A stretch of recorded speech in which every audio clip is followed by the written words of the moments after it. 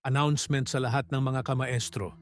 Ngayong Disyembre 24 ng gabi, magpapa-raffle ako ng 10 brand new phone live po yan, simple lang ang gagawin. Mag-subscribe at mag-comment ng magandang araw kamaestro. Simulan na natin ang kwento. Tama ka, Diego. Bertud nga ng aswang ang nilunok mo. Pero wala kang dapat alalahanin. Dahil hindi ka magiging kagaya namin. Maaaring magkakaroon ka ng kakaibang lakas at liksi sa pangangatawan, pero hindi ka tuluyang magbabagong anyo. Hanggat kaya mong panglabanan ang pagkain ng laman ng tao. Muling wika ni Julian. Napangiti naman si Diego at nagsalita. Ang totoo, wala naman akong pakialam kahit maging aswang ako eh. Kailangan ko ang lakas na ito para may pagtanggol si Rodel. Wika ni Diego. Sa kalagitnaan ng pag-uusap ng mga ito, muling nagliparan ang mga palaso. Dali-daling tinakpan ni Rodel si Diego gamit ang kanyang katawan. Nang mga sandaling iyon, ginamit ng paslit ang makakapal na kaliskis ng nilalang na muli niyang kinain. Mag-iingat ka, Tatay Diego. Hindi po kita mapoprotektahan sa lahat ng oras. Wika ni Rodel. Maraming salamat anak ha. Ngayon tara na. May kalaban tayong kailangang harapin. Tugon ni Diego. Walang problema. Sumunod ka lang sa akin, Tay. Wika ni Rodel. Sabay takbo papunta sa kinaroroonan ng mga kalaban dahil napakabilis kumilos ng paslit. Hindi ito magawang patamaan ng mga mamamana. Isa-isa niyang pinagdadamba ang mga kalaban. Napagtantong karaniwang tao lang ang mga ito. Tay, mga pangkaraniwang tao lang sila. Wika ni Rodel. Dali-dali namang bumunot ng baril si Diego. Laking gulat nito nang magsimulang pagbabarilin ang kalaban dahil hindi ito nagmimintis. Kung ilang bala ang lumabas sa kanyang baril, ay siya ding bilang ng mga kalaban na bumabagsak sa lupa. Mukhang hindi mo na kailangan ng tulong ko, Diego. Sa inyong dalawa pa lang ni Rodel, wala nang panama ang mga kalaban. Wika ni Julian. Maging si Diego ay nagulat sa bago nitong kakayahan. Hindi ako sigurado, Julian. Ngayon ko lang nagamit ang kakayahang ito. Tugon ni Diego. Nang mga sandaling iyon ay tila parami ng parami ang mga kalabang sumusugod. Ilayo natin sila sa lugar na ito. Adur at Madel, pangalagaan niyo mga bata. Masyadong mapanganib kung dito sa bukana ng bayan natin isasagawa ang laban. Marami ang maaaring matamay. Wika ni Mang Perer na sinang ayunan ng lahat. Sandali lang, kukuha ako ng karagdagang bala. Wika ni Diego. Kagad nagpunta sa kanyang kotse. Napansin nito ang sandatang nakumpiska sa mga nanggulo sa bayan nung nakaraang araw. Hindi ko akalaing magagamit ko pala ang isang ito. Wika niya sa sarili. Kagad siyang bumalik sa kinaroroonan ng mga kasamahan. Samantalang si Rodel naman, patuloy pa rin sa pakikipagpatintero sa mga kalaban. Unti-unti nang dumadami ang mga napapatay ng paslit. Kapansin-pansin ay tinatambak niya ito sa iisang lugar. Tignan mo ang ginagawa ni Rodel, Julian. Bakit niya iniipon sa isang lugar ang katawan ng mga taong yan? Wika ni Diego. Ito ba ang nakita mo sa iyong pangitain, Diego? Tanong ni Mang Ferrer. Sa palagay ko, hindi Manong Ferrer. Ibang tanawin ang nakita ko. Muling wika ni Diego. Sa pagkakataong iyon, tinawag nila si Rodel para umalis. Dali-dali namang umatras ang paslit. tumakbo papasok sa kagubatan. Kaagad namang sumunod si Mang Ferrer at Diego. Nahuli si Julian. Sinigurado niyang ligtas si Madel at ang mga anak ni Ador. Huwag kang mag-alala sa amin, mahal. Kaya kong pangalagaan ng mga bata. At isa pa, nandito naman si Ador eh. Protektahan mo si Rodel. Wika ni Madel. Kung ganoon, lubos ako nagtitiwala sa'yo. Mag-iingat ka, mahal. Wika ni Julian. Kaagad na itong sumunod sa mga kasamahan. Ngunit habang nasa daan, nakasalubong nito ang isang pamilyar na tao. Matagal na panahon na rin ang lumipas nang huli tayong magkita, pamangkin. Biglang natigilan ang Ginoo nang marinig ang boses nito. Eutasio, ikaw ba ang may pakana ng lahat ng to? Tanong ni Julian. Sa palagay mo, sino pa ba ang gagawa nito? Tugon ni Mang Tasyo. Nakipagsabuatan ka sa mga manunugis. Ginamit ang bilang nila para talunin kami. Wala ka talagang kasing sama. Muling wika ni Julian. Hindi ito nanghas na sugurin ang matanda dahil alam niyang higit itong mas malakas kaysa sa kanya. Ang kalaban ng kalaban ko ay kakampi ko. Julian, hindi ko sila ginamit. Nagkataon lang na iisa ang gusto naming mangyari at yon ay pabagsakin ang kapatid ko. Tugon ni Mang Tasyo. Biglang nagbago ang anyo ng matanda. Sinugod si Julian. Kagad namang sinalubong ng Ginoo ang matandang gabunan. Hinawakan ito si Mang Tasyo sa leeg. Sa palagay ko, hindi ka naaabot pa kay tatay. Dahil dito pa lang, pipigilan na kita. Wika ni Julian. Biglang hinawakan ni Mang Tasyo ang kanyang kamay. Sa isang iglap naputol ito. Napasigaw ang Ginoo at mabilis na lumundag patras. Mukhang nakakalimot ka, Julian. Ako ang nagturo sa iyo ng lahat ng nalalaman mo.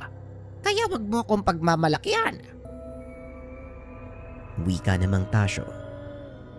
Biglang lumitaw mula sa likod nito si Madel. Hinawakan ang matanda sa ulo at gamit ang kakayahang magmanipula ng isipan, nagawa niya itong pabagsakin. Julian, magbadali ka. Umalis ka na dito. Wika ni Madel habang hawak nito si Mang Tasyo. Nang makalayo na ng tuluyan si Julian, binitawan nito si Mang Tasyo. Mabilis sa tumakbo palayo. Napasigaw ang matanda sa sobrang galit. Mga walang iya kayo. Sa oras na matuntun ko ang kinaroroonan niyo, wala akong ititirang buhay sa inyo. Wika ni Mang Tasyo. Tuluyang nakalayo sina Julian. Samantalang sina Diego at Mang Ferrer patuloy na tinatakasan ang mga manunugis. Malayo na siguro to sa bayan. Wika ni Mang Ferrer. Huminto ang mga ito at inantay ang mga kalaban. Pagdating nila, kagad na sumugod si Rodel. Sandali lang, naku po, nalo ko na. Wika ni Diego. Hayaan mong makipaglaban si Rodel. Likas sa kanyang pagkatao ang karahasan. Ngunit bilang isang tagulikas, nangingibabaw sa kanya ang pagiging tao. Wika ni Mang Ferrer. Muli namang pinagmasdan ni Diego ang anak-anakan nang biglang sumulpot si Julian. Nanlaki mga mata ng dalawa nang mapansin ng mga ito na wala na ang kaliwang braso nito. Anong nangyari, Julian? Bakit naputol ang braso mo? Tanong ni Diego. Tay, Si Mang Tasyo, siya ang may gawa nito at ang mga manunugis na yan ay nasa ilalim ng kanyang sumpa. Pigilan mo si Rodel, Diego! Wika ni Julian. Kagad itong bumagsak sa lupa at nawala ng malay. Dali-dali namang tinawag ni Diego ang anak. Walang pagdadalawang isip itong bumalik sa lugar. Ako nang bahala sa anak ko, Diego. Pigilan mo sila.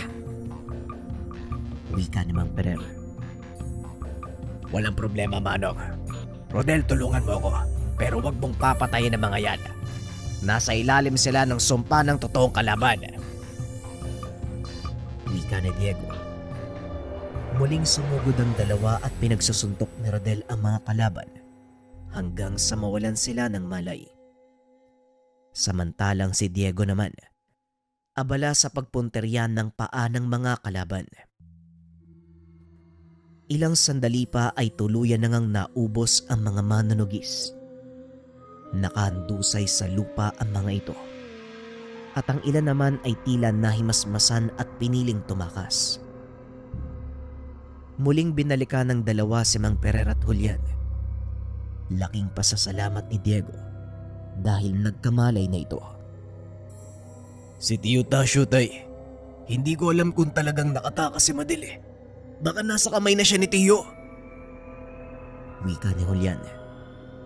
Ilang sandali lang ay lumapag mula sa itaas si Madel.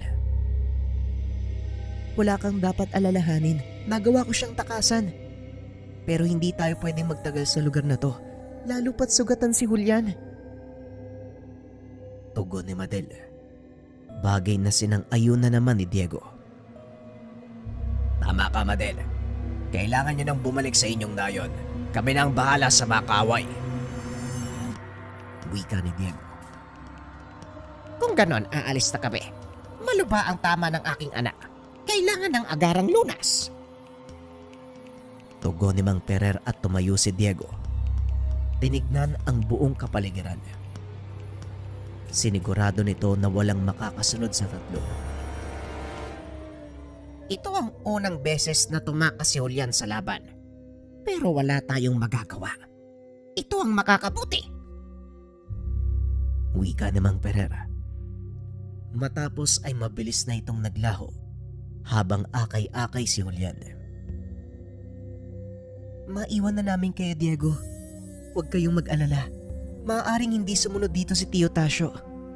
Iiwan ko sa pangangalaga mo si Ador at ang kanyang asawa. Malaki ang tiwala kung hindi mo sila papabayaan. Wika ni Madel kay Diego. Ako nang bahala sa kanila, Ginang Madel. Wala kang dapat alalahanin. Si Julian kailangan niya ng tulong kaya magmadali na kayo. Sisiguraduhin kong walang makakasunod sa inyo. Tugon ni Diego. Kagad nang umalis si Madel matapos itong makipag-usap sa binata. Maingat na nagbantay si Rodel sa paligid. Ngunit wala nang kalabang nagpakita maliban sa mga sugatang manunugis. Kailangan na nating bumalik sa bahay ni Tatay Omar mo, Rodel. Naiwan doon si Ador at kasalukuyang nagpapagaling ang kanyang asawa. Wika ni Diego. Dali-dali nang umuwi ang dalawa. Pagdating sa tahanan, nakahinga ng maluwag si Diego dahil nasa mabuting kalagayan si Mang Omar at kanilang panauhin. Mabuti naman at nakabalik na kayo. Nasaan sina Supremo at ang iba pa? Tanong ni Ador.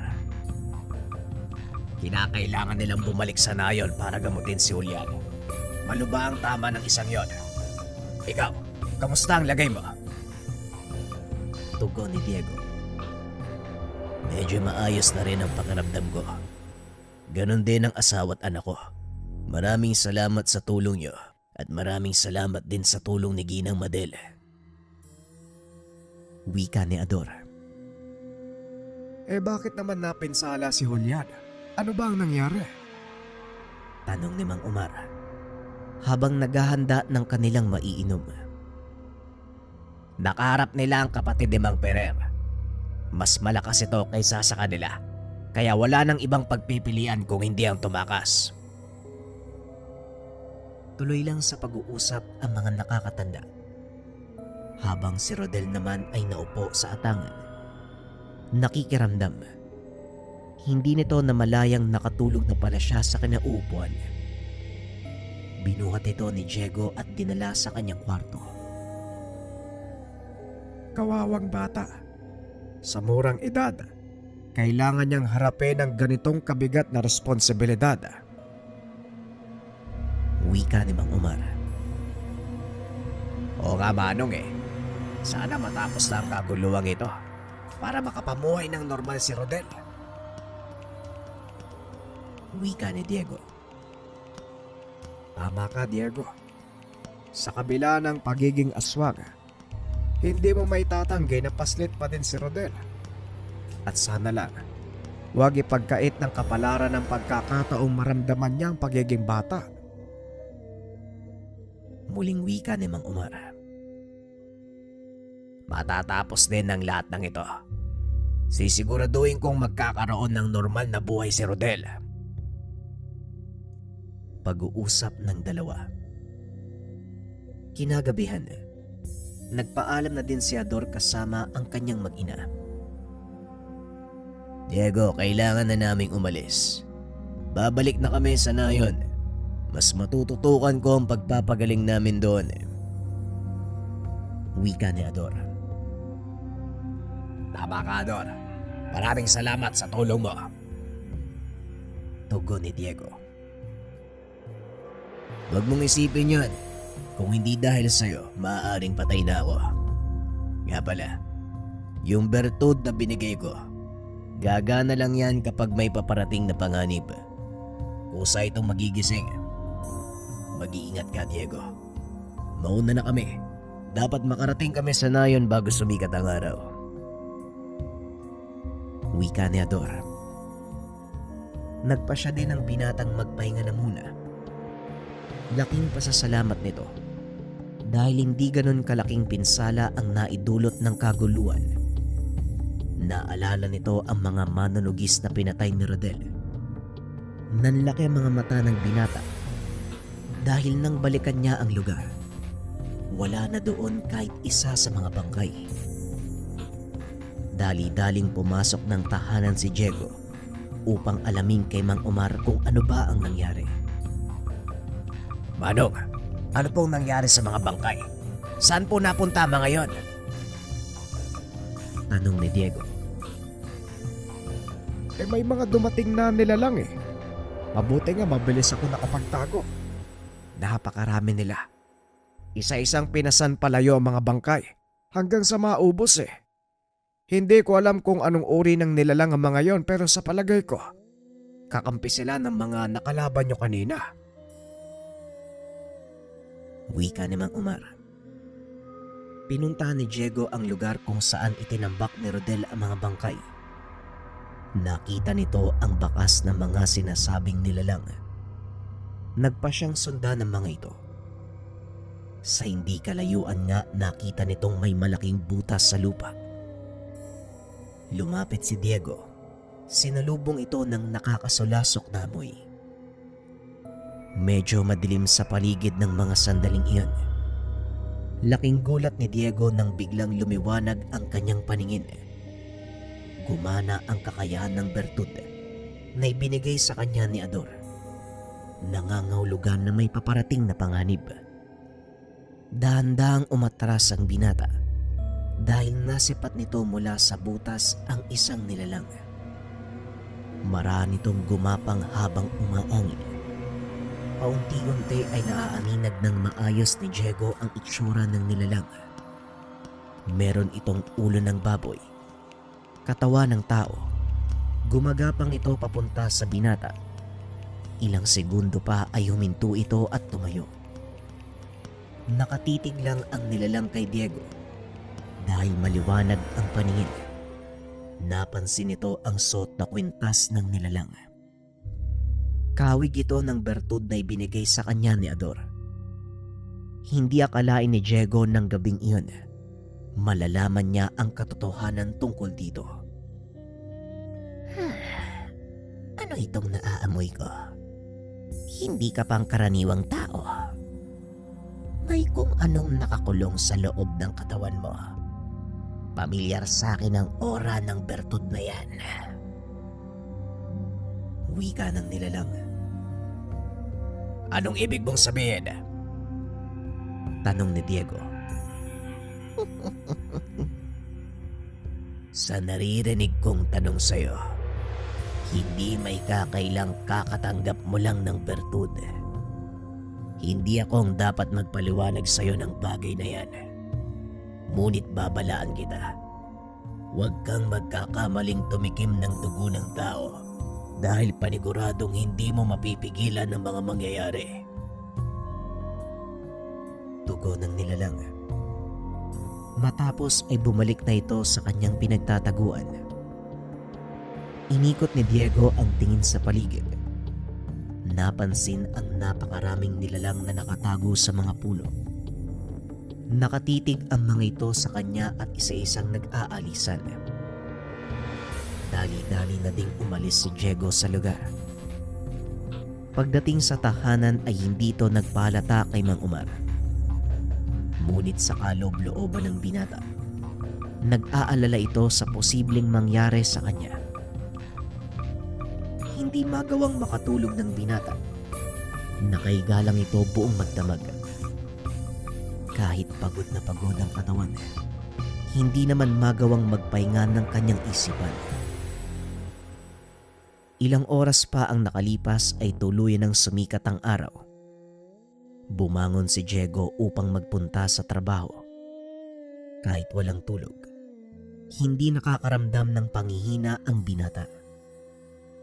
Mag-almusal ka muna bago umalis, Diego. Napansin ko simula kagabi hindi kita nakitang kumain.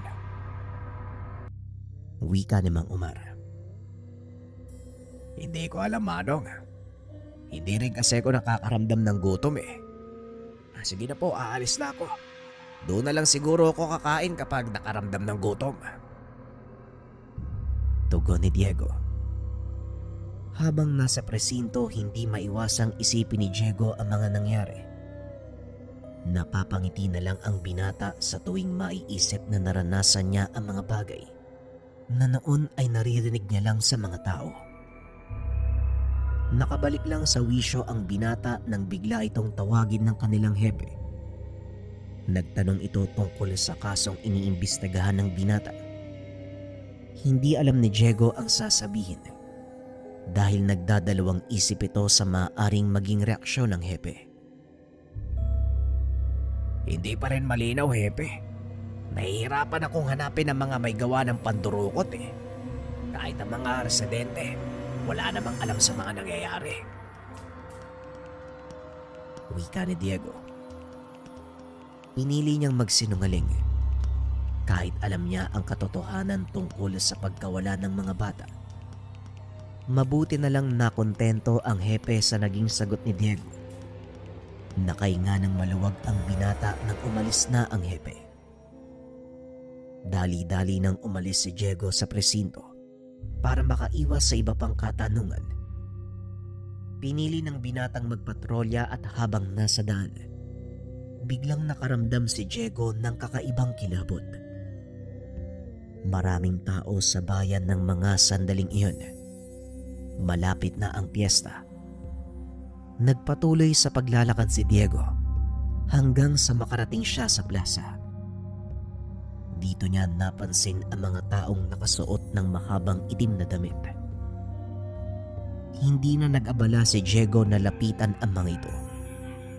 Sa isip niya, mga grupo itong nagtatanghal sa perya. Wala namang nangyaring kakaiba sa lugar, kaya naman umuwi na ang binata. Pagdating sa tahanan ni Mang Umar, nakita nito si Rodel na nakikipaglaro sa kapwa mga bata. Nang mapansin nito si Diego, dali-dali siyang lumapit para magmano, matapos ay muling bumalik sa paglalaro. Kung hindi mo alam ang totoong pagkatao ni Rodel, hindi mo akalain na isang malakas na aswang yung batang yan. Wika ni Mang Umar. Tama ka, Manong. At sana matapos na yung lahat ng to, no? para tuluyan ng maging mapayapa ang buhay niya dito sa akin. Wika ni Diego. Pero wag mong kakalimutan na may sariling pamilya si Rodel. Nandyan lang sila sa paligid. Pag-uusap ng dalawa. Muling nanumbalik sa binata ang araw na nakuha niya si Rodel. Walang kaalam-alam si Diego na tuluyang magbabago ang kanyang buhay. At ngayon, siya mismo ang nagtatangan ng isang bertud na maaari namang makapagpabago ng kanyang pagkatao. Lumipas ang ilang mapayapang mga araw. Walang anumang kaguluhang nagaganap. Maging sa bayan, ay tila napagod na ang mga masasamang loob. Hanggang isang hapon, bigla na lang nakatanggap ng ulat ang kapulisan tungkol sa panggugulo ng hindi kilalang pangkat. Nagkataong papauwi na mula sa trabaho si Diego. Kasama nito si Rodel. Naroon din sila sa pinangyarihan. Wala namang naramdamang kakaiba si Diego. Kaya sa isip niya mga pangkaraniwang tao lamang ang nanggugulo. Ayon sa mga residente, nagpakilalang grupo ng kulto ang mga kalalakihan. Inutusan sila ng kanilang pinunong mangolekta ng buwis sa mga tao bilang kabayaran sa kaligtasan sa paparating na sakuna. Aba ayos ah. Loko tong mga to ah. Sino ba sila sa akala nila? Wika ni Diego. Pipigilan pa sana ito ng mga kasama.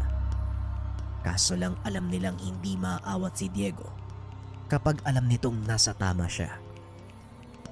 Sinalubong nito ang mga kalalakihang may dalang itak at halos nakalimutang nakasunod sa kanya si Rodel. Ay, ayos ah. Makikipagbakbakan ba tayo sa mga yan? Wika ni Rodel. Ay nako, bakit ka nanditong bata ka? Hindi ba sinabi ko sa'yo magpaiwan ka doon sa kotse? Tugon ni Diego. Ay nako, nakakabagot dun tay. Tapos, ang tagal mo pang mamili. Isang pirasong labanos lang naman yung dala-dala mo. Ang tagal-tagal pa.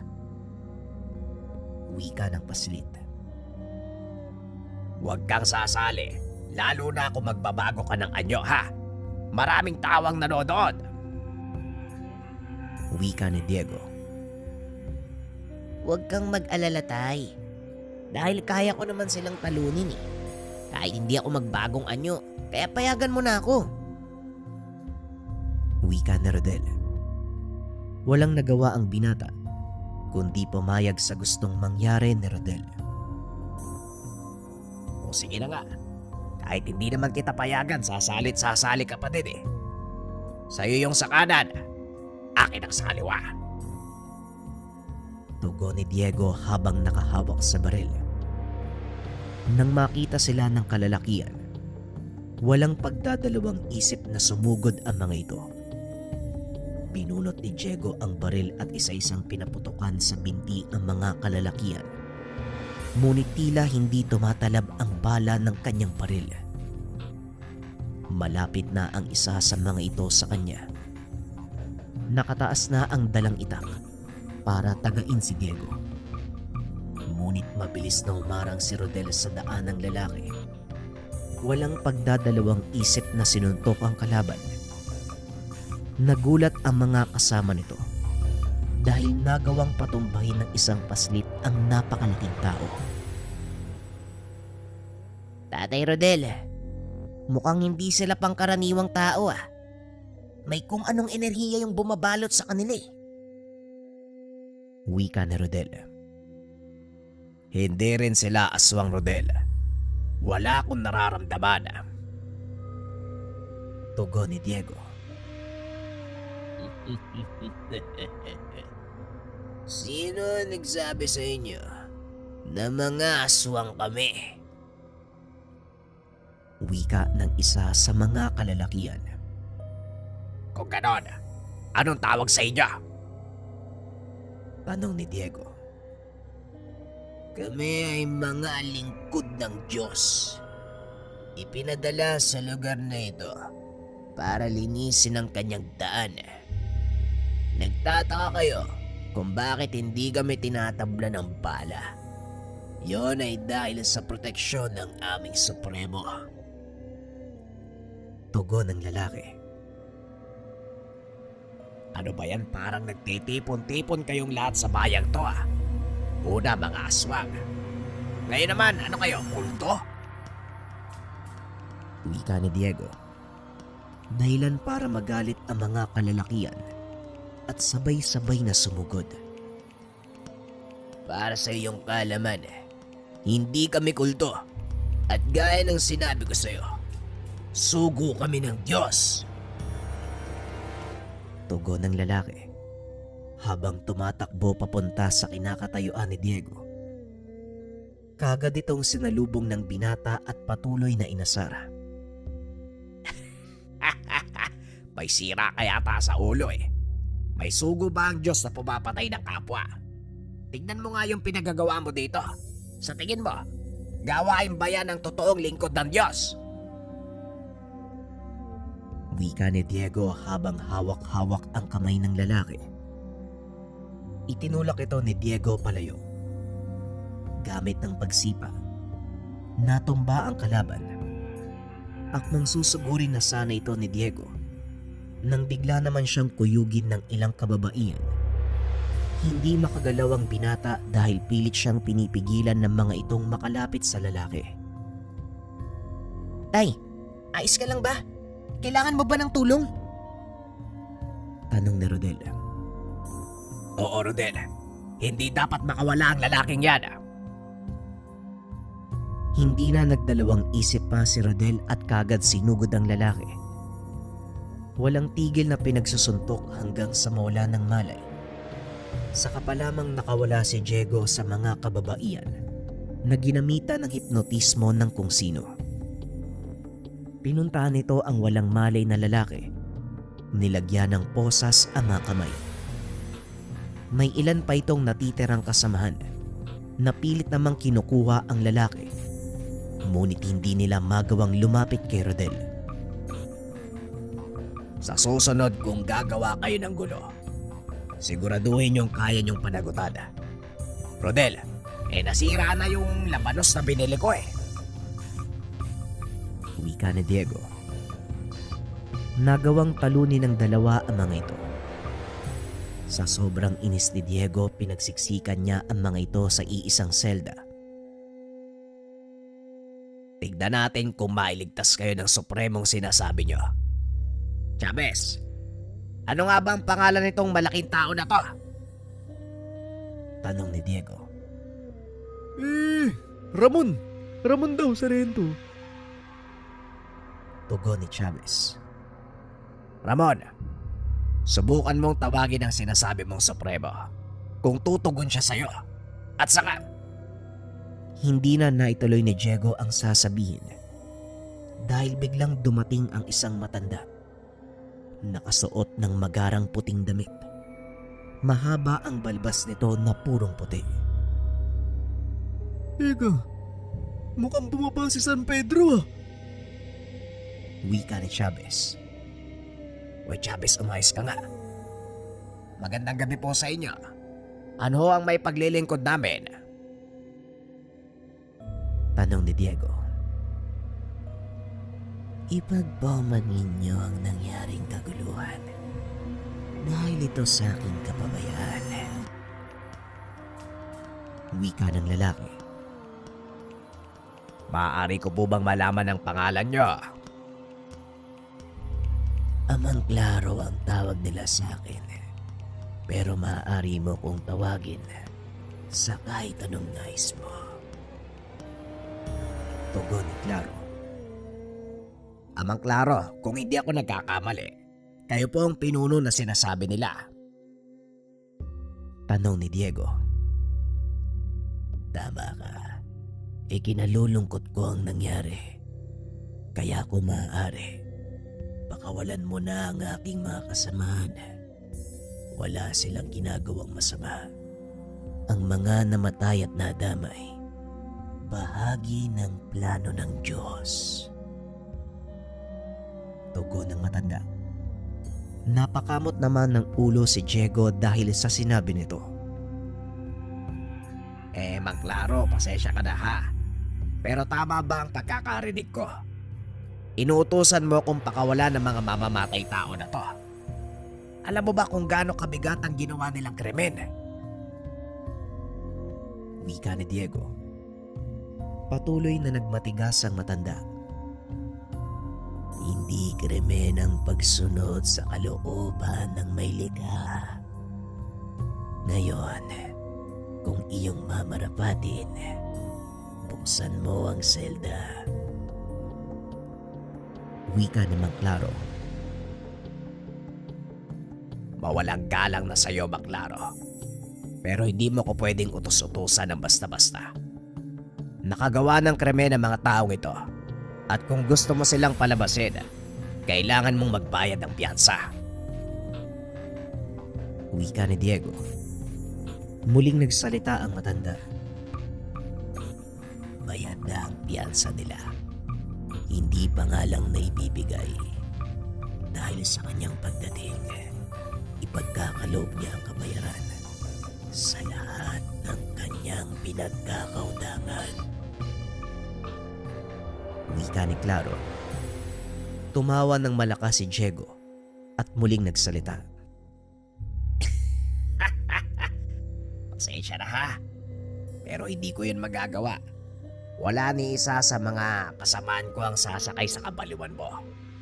Kaya kung ayaw mong maaresto, sige na ho, umalis ka na. Wika ni Diego. Napangiti na lang ang matanda. Inilahad ang palad sa tapat ng mukha ni Diego na parang ginagamitan niya ito ng hipnotismo. Papalabasin mo ngayon din ang aking mga alagad sa ilalim ng kautusan ng may likha at sa kapangyarihang ibinigay niya sa akin. Susundin mo ang aking utos. Matagal na tinitigan ni Diego ang palad ng lalaki. Inilihis nito ang kanyang ulo upang tignan sa mukha ang matanda.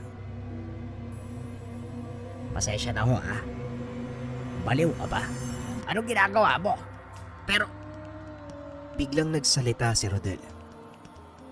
Umalis ka na dito kung ayaw mong magkalasog-lasog ang katawan mo. Kitang-kita ni Diego ang biglaang pagbabago ng reaksyon sa mukha ng matanda na para bang nakakita ng demonyo. Walang kahit anong salita. Bigla itong lumabas ng presinto at hindi na lumingon pa. anong ginawa mo doon, Rodel? Bakit parang nakakita ng demonyo? Tanong ni Diego sa anak-anakan. Pinakitaan ko nga po ng demonyo, tay. Tara na po. Hindi na natin maluluto yung labanos na binili mo eh. Lanta na oh. Nakipaghuntahan ka pa kasi, tay. Yung matandang yun parang baliw nga eh. Ginabi na tuloy tayo. Wika ng paslit. Pagdating sa tahanan ni Mang Umar, tinanong ni Diego ang bata kung ano ang nangyari. Sinubukan kanyang gamitan ng hipnotismo. Kaso lang, hindi umuobra yun sa mga aswang. Wika ni Rodel. Teka, sandali lang. Sino ba mga aswang? Hindi naman ako aswang ah. Tugon ni Diego.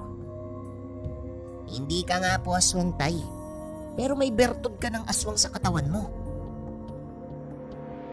Wika ni Rodel. Napagtanto nito na hindi lang bilis ng katawan at lakas ang kayang ibigay ng bertud, kundi maging pangontra sa mga espiritual na atake, gaya ng ginawa sa kanya ng matanda. Hayaan mo na lang siguro yon, total. Kumaripas na din siya ng takbo nung makita ka niya eh. Lingid sa kalaman ni Diego na ang kaganapang iyon ang siyang magiging daan para mangyari ang bagay na kanyang kinakatakutan. Ilang araw matapos ang kaganapan, Nagulat si Diego dahil nagsipagsugod ang mga tao sa tahanan ni Mang Omar. Diego! Diego! Napakaraming tao sa labas. Hinahanap si Rodel. Alam nilang aswang ang anak mo. Teka, paano po nangyari yon? Pag-uusap ng dalawa at dali-daling lumabas si Rodel. Nakita ang mga taong may dalang sulo. Meron ding mga sandata. Nasipat din ni Rodel na kasama ng mga ito ang matandang si Claro. Anong gagawin natin? Delikado ang buhay ni Rodel. Wika ni Mang Omar. Huwag kang matakot, Mang Omar. Ako ang bahala. Tugon ng binata at naglakad papalapit sa mga tao. Magandang gabi sa inyong lahat. Anong may paglilingkod ko sa inyo? Tanong ni Diego. Nagpatiuna si Claro at nagsalita. Ilabas mo. Ilabas mo ang anak ng demonyo. Napakamot ng ulo si Diego at muling nagsalita. Ay nako, ikaw na naman. Ano ba talagang problema mong matandang baliw ka? Wika ni Diego.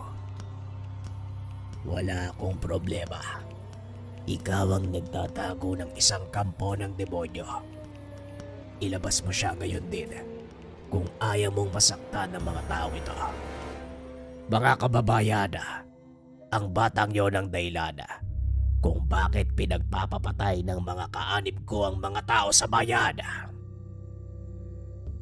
Wika ni Claro. Talagang binabaliktad mo ang mga pangyayari, ha? Napaka-desperado mo, Claro. Kayong lahat.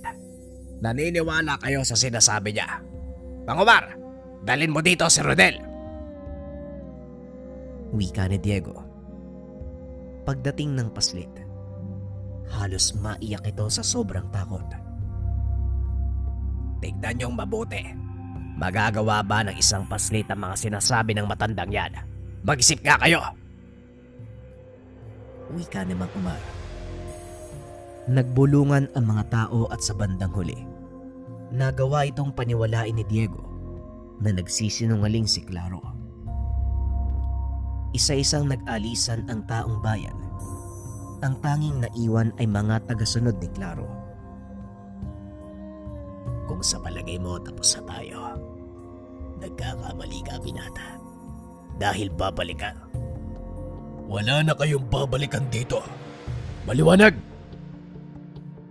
Napangiti si Diego dahil nakita niyang nakatayo sa likod ni Claro si Julian. Nasa anyo itong gabunan. Malaking nilalang na may ulo ng lobo. Makapalang balahibo sa bandang leeg at balikat. Halos siyam na talampakan ng tangkad at napakalaki ng pangangatawan. Hindi makakilos sa kinakatayuan si Claro. Hindi pa man nakikita ang pinakaanyo ng nilalang. Pero parang gumagapang na sa kanyang isipan ang itsura ng nilalang na nagsasalita. Nanginig ang katawan nito hanggang sa tuluyang inatake sa puso na naging dahilan ng kanyang kamatayan. Matapos ang pangyayari ay muling bumalik si Julian sa anyong tao. Nagulat si Rodel dahil wala na ang kaliwang braso nito. Manong Julian, ano pong nangyari? Bakit po naputol yung braso nyo? Tanong ni Rodel. Ito ba? Nagkaroon lang ng hindi sinasadyang aksidente, Rodel. Pero ayos lang ako. Hoy, kayo naman yung mga kasama ng matanda. Sa oras na kumalat ang balitang ito sa bayan, iisa-isahin ko kayo. Maliwanag ba? Wika ni Julian. Dali-daling nagtakbuhan ang mga kasapi ng kulto. Bit-bit ang wala ng buhay na katawan ni Claro. Tamang-tama ang dating mo. Kung hindi ka pa siguro dumating, malamang abutin kami ng madaling araw kakadebate. Halika, pumasok ka muna sa bahay. Wika ni Diego. Habang nakausap sa sala ay kinakausap ni Rodel si Julian. Pilit itong inaalam kung ano ang nangyari sa kamay ng Ginoo. Alam nyo. Teka. Ang hirap maniwala kasi. Alam ko pong hindi kayo basta-basta mapuputulan ng kamay sa simpleng aksidente. Huwag na po kayo magsinungaling. Sabihin nyo na po yung totoo. Wika ni Rodel. Napatitig ito kay Diego. Tumango ito bilang pagsang-ayon. Nakarap ko ang aking tiyuhin. Kasing lakas siya ng lolo Perer mo. Wala akong laban sa kanya. Naputol niya ang braso ko nung maglaban kami. Tugon ni Julian. Napayuko si Rodel at muling nagsalita. Pasensya na po kayo, Manong Julian ha. Hindi ko po kayo naipagtanggol. Kung nandun lang sana ako, hindi kayo mapuputulan eh. Hinawakan ni Julian si Rodel sa balikat at inalo. Huwag mong sisihin ang sarili mo, Rodel. Dahil hindi mo namang kasalanan yun eh. Kung bakit ako naputulan ng kamay. Magaling ang ginawa mo sa uling laban at nagpapasalamat ako doon. Kaya huwag mo nang sisisihin ang sarili mo, ha? Nga pala, dadalaw uli dito ang ginang Madel mo. Baka mamaya nandyan na siya. Nauna lang ako ng kaunti. Wika ni Julian. Mabilis nagbago ang reaksyon sa mukha ni Rodel. Kagad siyang tumakbo palabas. Sinabing doon antayin si Madel. Bata pa talaga si Rodel. Wala pang muwang sa kanyang tadhana. Wika ni Julian. Tama ka, kaibigan. Hindi pa ganon kabukas ang isipan niya sa mga bagay-bagay. Lalo na sa totoo niyang pagkatao. Wika ni Diego. Darating ang panahon malalaman niya ang lahat ng tungkol dyan. Sa ngayon, hayaan na muna natin siya maging bata. Muling wika ni Julian. Ilang minuto ang nakalipas, narinig nilang sumisigaw si Rodel. Napadungaw si Diego sa bintana at nakita si Madel. Kasama ang mga anak ni Ador. Tuwang-tuwa si Rodel ng mga sandaling iyon, na parang bata na matagal na nag-aantay sa kanyang ina.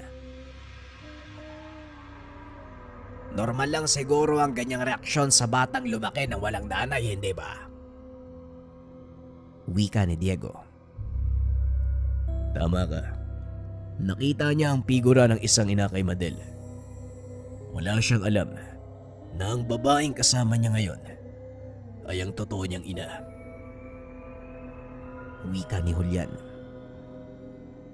Pwede mo namang sabihin sa kanya ang totoo, Julian eh. Walang magiging problema sa amin ni Mang Omar. Gaya ng sinabi ko sa'yo, karapatan ni Rodel ang magkaroon ng buong pamilya. Muling wika ni Diego. Darating tayo dyan, Diego. Pero sa ngayon, hayaan muna natin na walang alam si Rodel sa totoo niyang pagkatao. Mas ligtas siya sa kamamakan sa ganung paraan. Wika ni Julian. Habang pinagmamasdang nakikipaglaro kay Madel ang mga bata. Sadyang malapit sa kabataan si Madel. Isa siyang maharlikang maghindara. At sa mga hindi nakakaalam, ang mga maghindara ay mataas na uri ng aswang na may kakaibang kakayahan na magmanipula ng isipan gamit lamang ang kanilang tinig. Ang magandang katangian ng mga ito ay malapit sa mga bata. Narinig mo na ba ang tungkol sa mga maghindara? Tanong ni Julian. Hindi ako pamilyar sa mga ganyan eh. Bakit? Si Madel ay isang mataas na uri ng maghindara.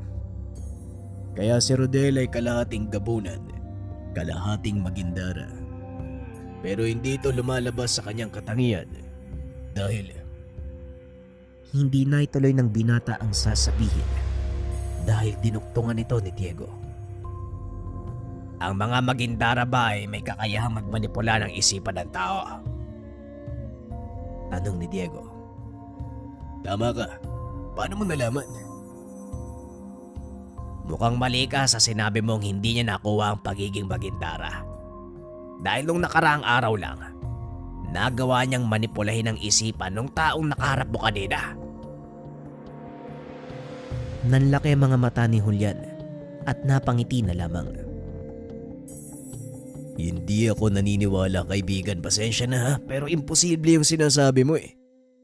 Lalabas lang ang kakayahan ng mga Magindara sa oras na tumungtong sila sa tamang edad. Alanganin pa si Rodel oh. Kaya talagang imposible. Wika ni Julian. Handa akong patunayan yan. Sandali, tatawagin ko si Rodel. Tinawag ni Diego ang paslit at kagad itong lumapit. Bakit po, tay? Gawin mo nga kay Tatay Omar yung ginawa mo dun sa matanda sa presinto. Wika ni Diego. Ayon po ba? Sandali lang po. Madali lang yan eh. Wika ni Rodel. Lumapit ito kay Mang Omar na noon ay naglilinis ng kanilang mesa. Kinalabit ito ng paslit. Napatingin sa kanya ang matanda. Dito na inobserbahan ni Julian ang kilos ni Rodel. Nakatitig lang ito sa mata ni Mang Omar at biglang nagsalita. Tay Omar, kagatin niyo nga po yung daliri niyo sa paa.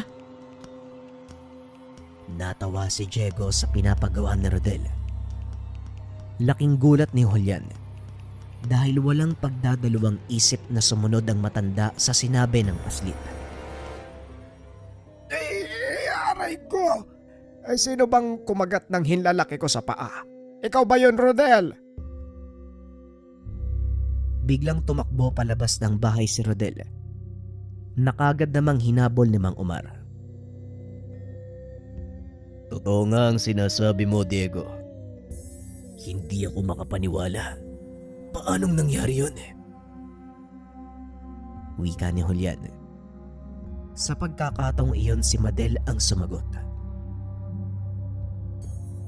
Kagaya ng sinabi ni Tatay Ferrer, hindi pangkaraniwang aswang si Rodel. Isa siyang tagulikas. Lahat ng katangian mula sa kanyang mga magulang, maagang lalabas sa kanyang katawan. Wika ng ginang. Hindi nila inaasahang mas magugulat sila sa mga susunod na mangyayari. Dahil tahimik naman ang lahat. Nagkayayaan ng pangkat na maligo sa ilog. Tuwang-tuwa ang mga bata dahil gustong-gusto ng mga ito ang maglaro sa tubig. Pagdating sa lugar, kanya-kanyang talunan ang mga ito sa tubig. Nahuli si Rodel dahil kinakailangan pa siyang tulungan ni Diego para magubad ng damit. Tumalo ng paslit mula sa medyo mataas na bahagi ng pangpang. Malalim na ang parting iyon. Walang sino man ang nangangahas ng maligo dahil sa usap-usapang may nakatirang malaking palos na kayang lumunok ng isang bata. Laking pagtataka ni Diego dahil halos 5 minuto na ang nakalipas. Hindi pa umaahon si Rodel. Dali-dali itong nagubad ng damit at tumalon sa tubig. Ngunit laking gulat nito nang makitang pag-ahon ni Rodel. Dala niya ang malaking palos. At ang mas nakakagulat pa, naging buntot ng isda ang mga paa ng paslit. Halos kasing laki ng katawan ni Rodel ang palos na yun at may habang umaabot na mahigit 3 metro.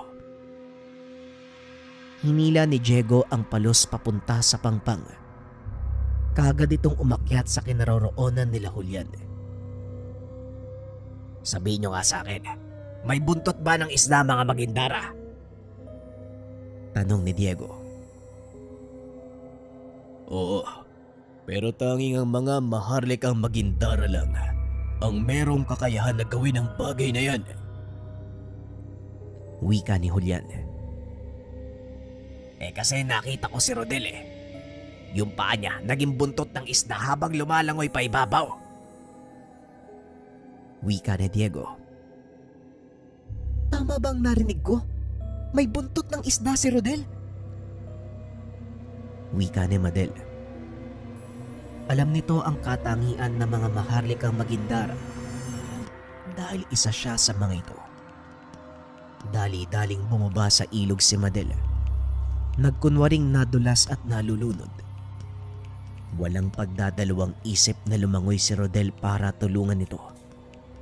Ngunit laking gulat ng binata dahil nakita niyang may maganda at makulay na buntot si Madel. Ang daya mo naman, Ginang Madel. Niloloko mo ko eh. May buntot ka din pala. Tapos ang ganda po. Nanlaki ang mga mata ni Rodel dahil nagliliwanag ang buntot ni Madel sa tubig. Nakaagad namang sinaway ni Julian dahil nakakaakit ito ng iba't ibang elemento sa paligid. Huwag kang makinig sa manong Julian mo. Tara maglaro tayo sa ilalim ng tubig. Naglaro ang dalawa sa pinakailalim ng tubig. Tuwang-tuwa si Rodel dahil unang beses niyang sumisid ng ganong kalalim. Pag-ahon ng mga ito, saktong kumakain na sina Diego. Nakikain na din ng dalawa. Naging masaya ang araw na yon para sa kanila at masasabing nagkaroon ng isang malaki at buong pamilya si Rodel. Rodel anak, masaya ka ba ngayong araw? Wika ni Diego. Oo naman po, tay. Lalo na nung sumisid kami sa tubig ni Ginang Madel. Ang ganda pala ng buntot niya, tay. Wika ng paslit. Nang gabing iyon, hiniling ni Rodel na doon matulog sina Julian at Madel. Maging si Diego. Sinabihan ng mga itong tabihan sa pagtulog ang paslit. Nakatayo si Diego sa pintuan. Pinagmamasdan ang mag-anak. Napapangiti ito dahil sa wakas may pagkakataon na si Rodel na magkaroon ng buong pamilya. Aba, tignan mo nga naman oh. Si Rodel, damang-dama na may nanay at tatay siyang katabi. Wika ni Mang Omar. Oo nga Manong, yan lang naman ang nararapat eh. Ang hiling ko lang sana matapos na ang lahat ng to para magkaroon na ng kapayapaan ng pamilya ni Rodel at saka magsama-sama na silang mag-anak. Wika ni Diego. Hindi ka ba malulungkot sa tuwing iisipin mo na mawawala na si Rodel? Tanong ni Mang Omar. Ay syempre naman po malulungkot ako Manong. Pero hindi ko rin pwedeng ipagkait sa kanya ang karapatang makasama ang mga magulang niya. Tugon ni Diego. Tama ka nga naman. O siya, magpapahinga na ako ha. Napagod ako sa ginawa natin eh. Wika ni Mang Omar. Kaagad na itong pumasok sa kwarto. Si Diego naman ay lumabas ng bahay. Piniling maupo sa atangan. Iniisip nito kung paano ang magiging buhay nang wala sa tabi niya si Rodel. Maya-maya lang ay naramdaman nitong bumangon ang mag-asawa at lumabas ng tahanan. Nakatulog ka agad sa sobrang pagod. Napakadaldal talaga ni Rodel. Alam mo kahit 10 taong gulang na siya, hindi pa rin maitatago ang pagiging malambing niya.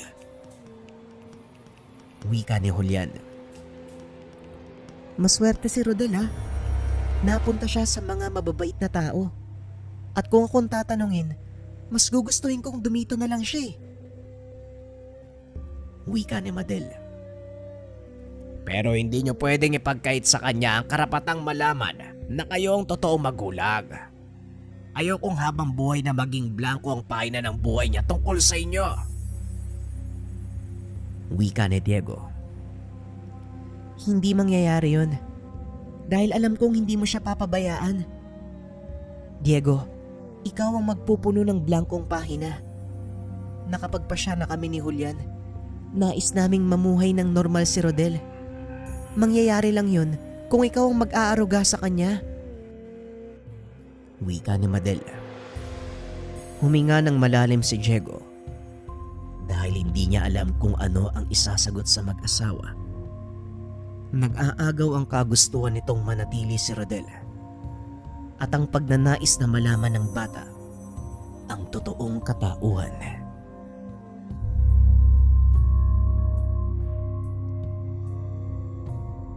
What's up mga kabayan? Ako nga pala si JD, CEO and founder ng Likha at ng JD Films. Dahil 7/7 sale ngayon, meron tayong bagong produkto na affordable para sa lahat. Eto siya. Haplas, konsagradong langis 100 ml. Kung naaalala nyo dati ang presyo nito ay $950, ngayon bumaba na siya ng $199 na lang. Pareho pa rin ang bisa, konsagradong langis, kinonsagra, binasbasan ng Antengeros del Negros para mas magkaroon ng bisa kapag nilagay sa katawan.